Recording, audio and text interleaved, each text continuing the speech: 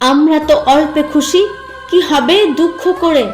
আমাদের দিন চলে যায় সাধারণ ভাত কাপড়ে, চলে যায় দিন আমাদের অসুখে ধার দেনাতে।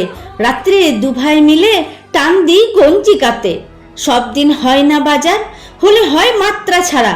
বাড়িতে ফেরার পথে কিনে আনি গোলাপ চারা, কিন্তু পুঁতব কোথায়?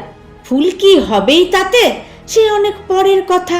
টান দিই গঞ্জি কাতে, আমরা তো এতেই খুশি, বলো আর অধিক কে চায়?